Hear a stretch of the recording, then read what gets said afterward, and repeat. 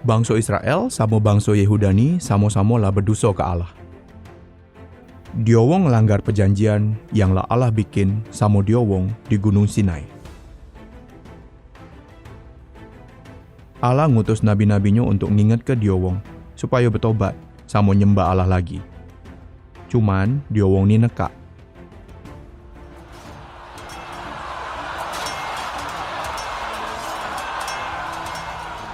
Jadi, Allah ngukum kedua bangsa tu dengan cara biar ke dia wong dihancur ke oleh musuh-musuhnya. Bangsa Israel dihancur ke oleh kekaisaran Asyur, bangsa yang kuat juga kejam. Banyak wong Israel yang dibunuh oleh wong-wong Asyur. Seluruh yang bergo diambil oleh wong-wong Asyur. Terus dia wong juga membakar banyak tempat di negara tu. Wong-wong Asyur ngumpul ke seluruh pemimpin. Wong kaya, juga wong yang ada kepacaan, terus seluruh wong Israel yang terpilih itu digawak ke Asyur. Cuman wong-wong Israel yang miskin nian bae, yang tetap tinggal di Israel. Habis itu, wong Asyur gawak wong-wong asing untuk tinggal di Israel. Wong-wong asing tu bangun lagi kota-kota yang lah dihancur ke, terus ngawini wong Israel yang masih ada di sana. Keturunan dia wong disebut wong Samaria. Wong-wong di kerajaan Yehuda nyingok cak mano Allah lah ngukum kerajaan Israel karena dak percaya juga dak nuruti Allah. Tapi dia wong masih bae nyembah berhala sama dewa-dewa wong Kanaan. Allah ngutus nabi-nabinya untuk nginget ke dia wong. Tapi dia wong masih bae nekak. Kira-kira 100 tahun sehabis Israel dihancur ke wong Asyur, Allah ngirim Nebukadnezar, Raja Babel, untuk nyerang negeri Yehuda. Karena Babel ni kerajaan yang kuat, laju Raja Yehuda ni setuju jadi jajahan Nebukadnezar, dengan cara bayar banyak upeti ke Babel tiap tahunnya. Tapi tak lama habis tu, wong Yehuda ni berontak ke Babel. Jadi wong-wong Babel ni datang lagi terus nyerang dia wong.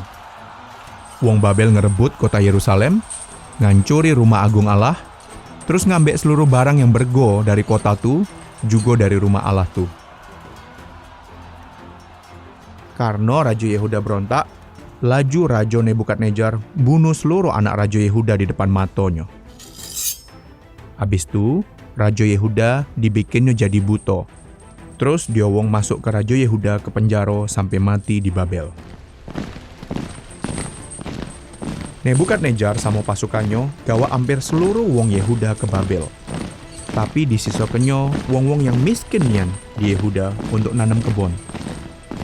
Masa di mana umat Allah dipaksa ninggal ke tanah perjanjian ni disebut pembuangan.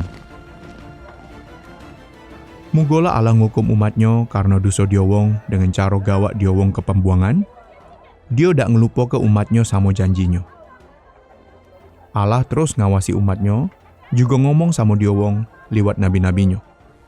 Allah berjanji, aman abis 70 tahun, dia wong bakal balik ke tanah perjanjian lagi.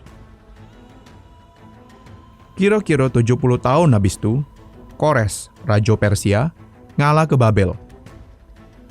Jadi kerajaan Persia ganti ke kerajaan Babel. Waktu itu, wong-wong Israel mulai disebut wong Yahudi. Terus, sebagian besar dari dia wong lah tinggal di Babel seumur hidup.